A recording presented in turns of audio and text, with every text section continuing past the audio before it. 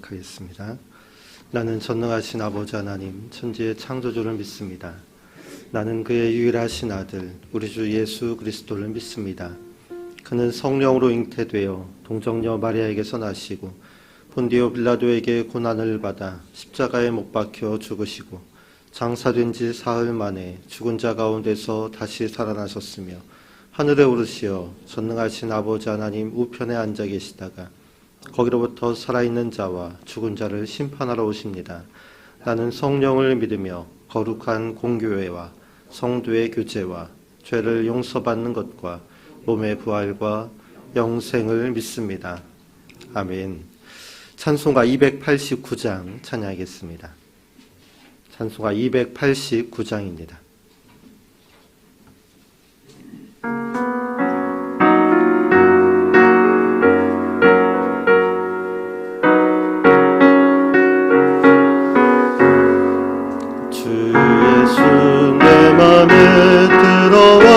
계시는 변하여 새 사람 되고 내가 늘 바라던 참빛을 찾음도 주 예수 내 맘에 오심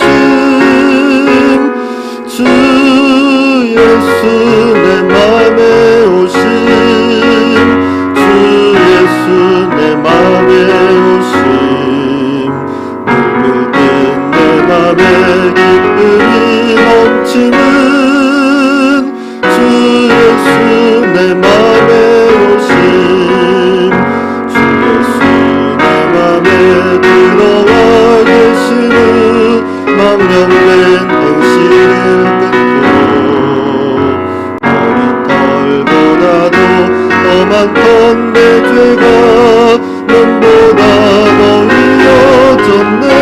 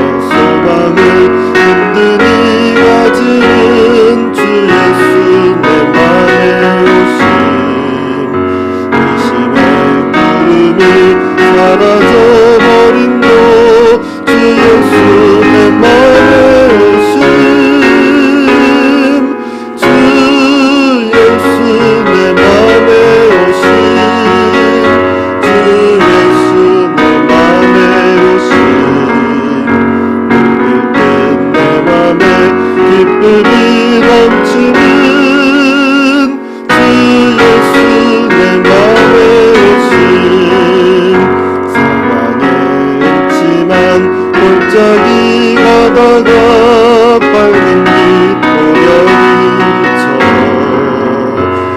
멀리 하늘은 환하게 보임도 주 예수 내 맘에 오심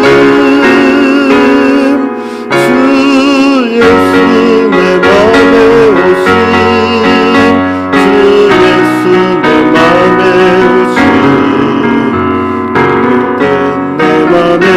기쁨이 넘치는 주 예수 내 맘에 오심 내가 저 천성에 올라가 살기는 주 예수 내 맘에 오심 천성에 올라가 주님을 드리니 그 기쁨 이길 데 없네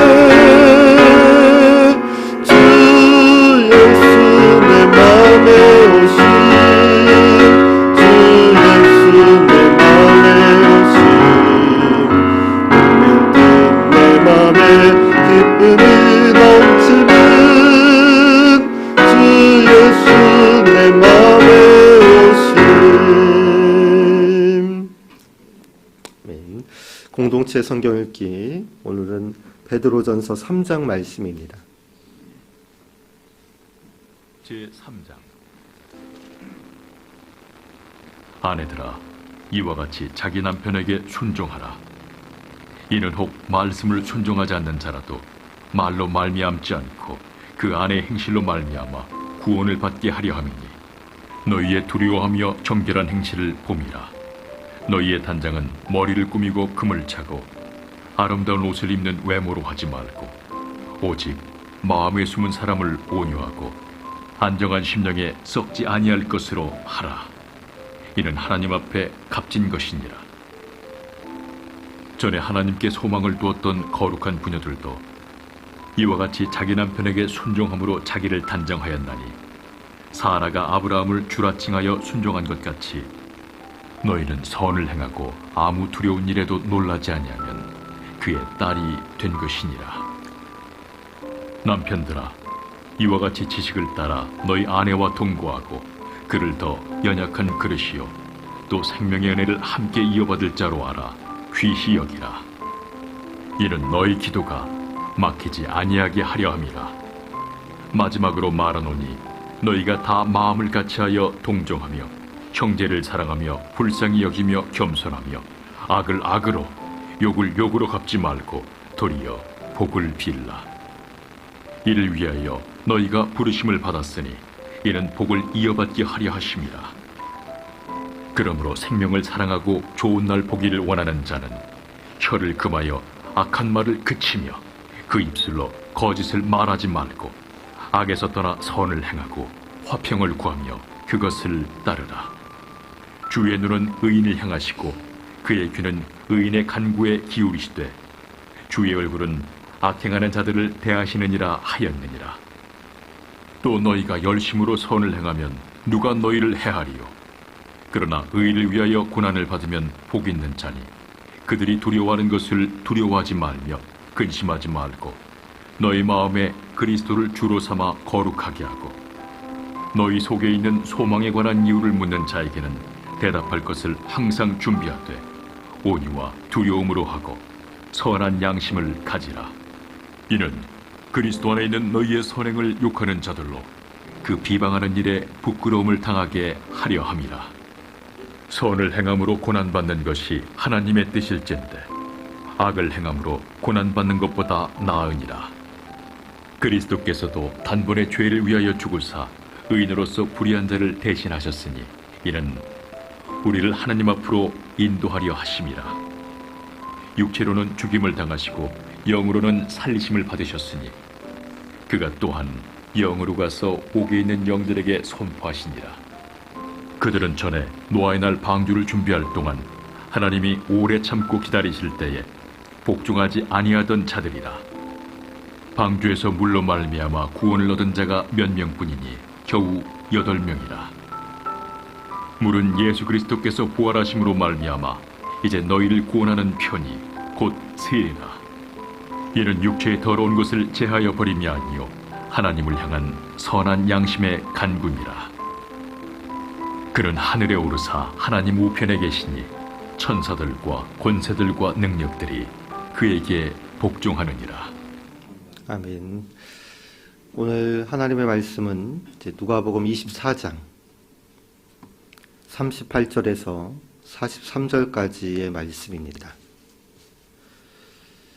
누가복음 24장 38절에서 43절까지의 말씀, 우리 한 목소리로 읽겠습니다.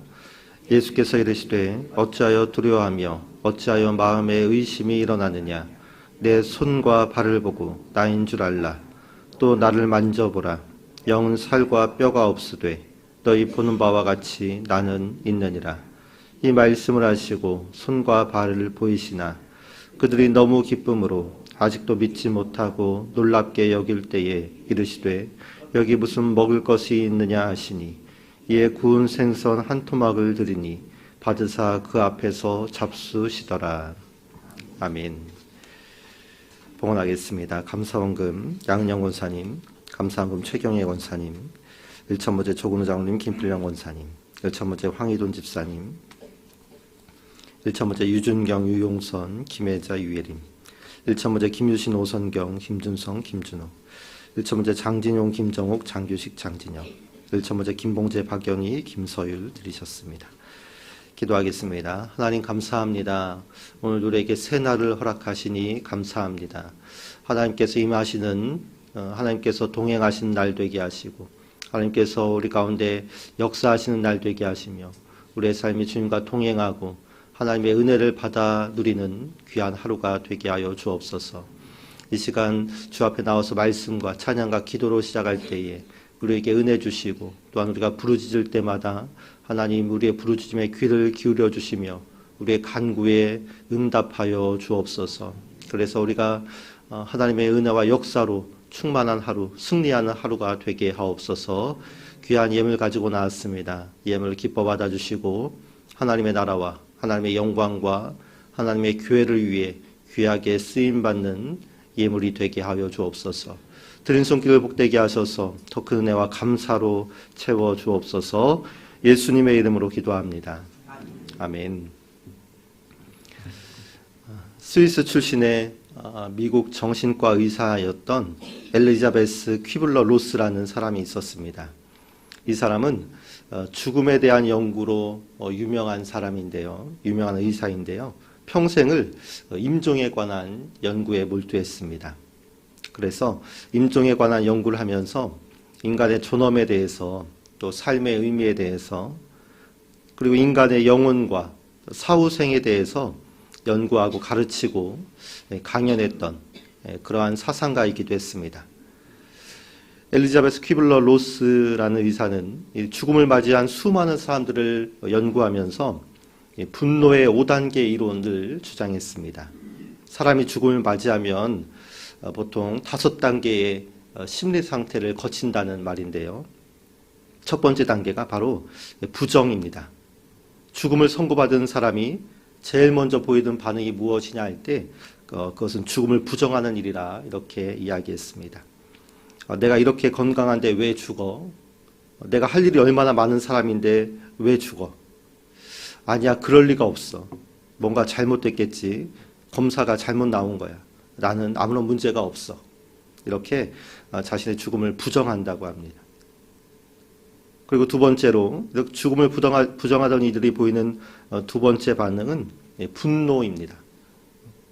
왜 나에게 이런 일이 생기는 거야? 나는 억울하고 정말로 분해.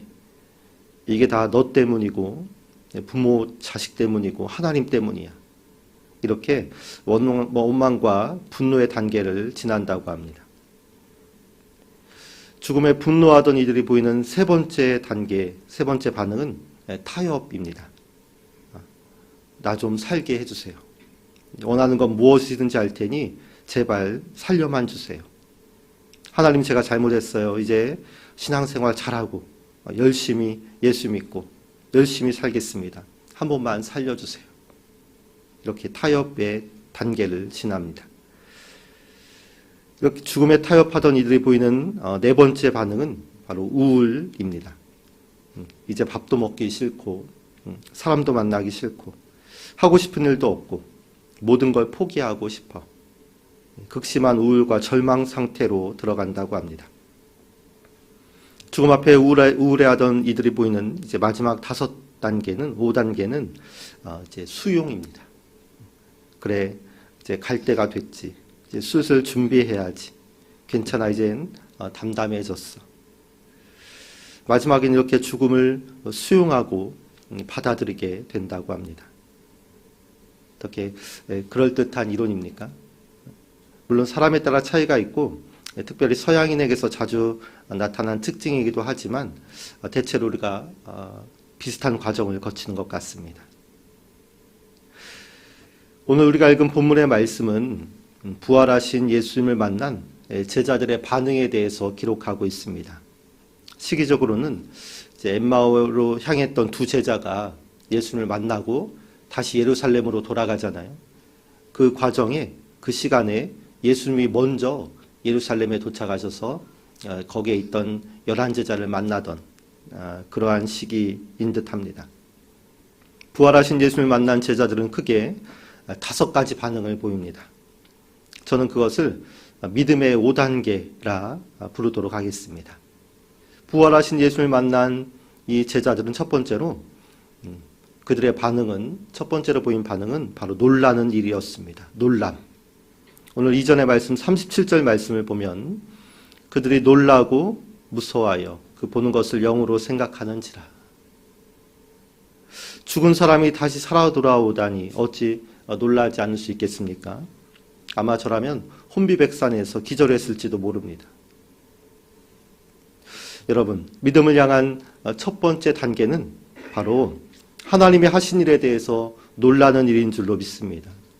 천지를 창조하신 하나님의 능력에 놀라는 일, 홍해를 가르고 광야를 지나며 적군을 물리친 하나님의 역사에 놀라는 일, 인간의 몸으로 이 땅에 오신 그 사건, 날 위해 십자가를 지신 사건, 그리고 부활하신 그 놀라운 일에 우리가 감탄하는 일.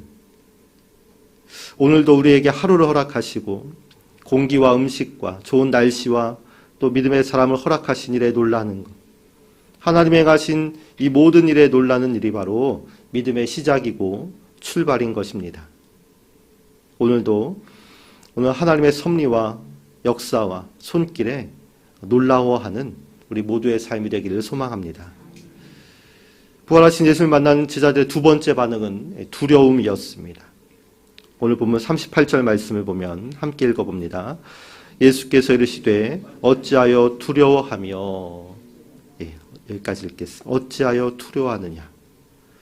제자들은 죽음을 이긴 예수님의 신적인 권능에 두려움을 느꼈습니다.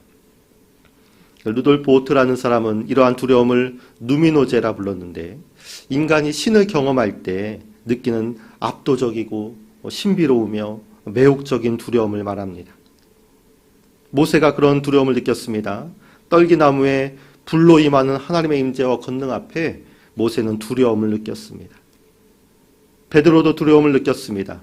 그물이 찢어지도록 물고기를 잡게 하신 예수님의 권능에 두려움을 느꼈습니다.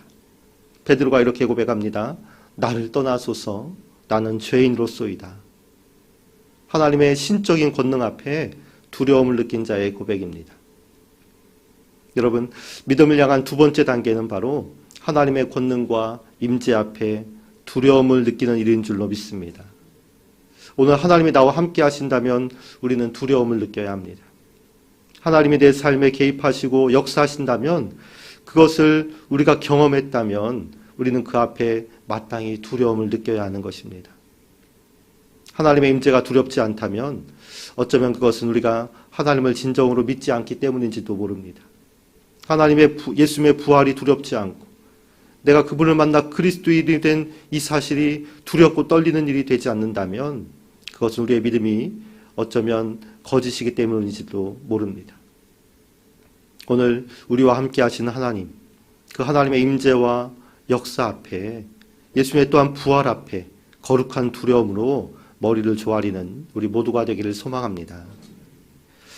부활의 예수님을 만난 제자들의 세 번째 반응은 의심이었습니다. 38절 말씀을 다시 보면 이후의 말씀, 어찌하여 두려워하며 어찌하여 마음에 의심이 일어나느냐. 성경을 보면 하나님의 능력을 의심한 사람들이 여럿 나옵니다. 대표적인 사람이 도마였습니다. 도마는 예수님을 직접 보고 만지기 전에는 내가 믿지 않겠다, 이렇게 호언하던 사람이었습니다. 베드로도 처음에 여인들이 부활의 소식을 전했을 때는 믿지 못했습니다. 믿음의 조상이라 불리는 아브라함과 그의 아내 사라도 100세의 아들이 생기리라는 하나님의 말씀을 의심했습니다. 믿지 않았습니다. 이렇게 사람은 누구나 처음에는 하나님의 존재와 역사를 의심합니다. 그러나 의심 자체가 무의미하거나 악한 것은 아닙니다. 어쩌면 이러한 의심은 우리의 믿음을 더욱 견고하고 뿌리 깊게 하는 과정이 되기도 하기 때문입니다.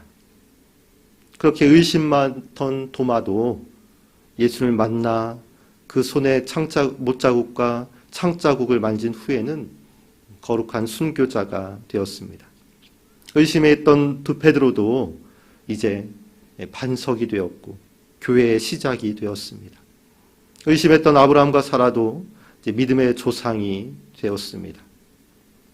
하나님을 향한 의심에 그치는 것이 아니라, 의심에서 회의와 냉소로 변질되는 것이 아니라 그 의심이 하나님을 더욱 깊이 알아가고 뜨겁게 체험하는 믿음의 과정이 되기를 소망합니다.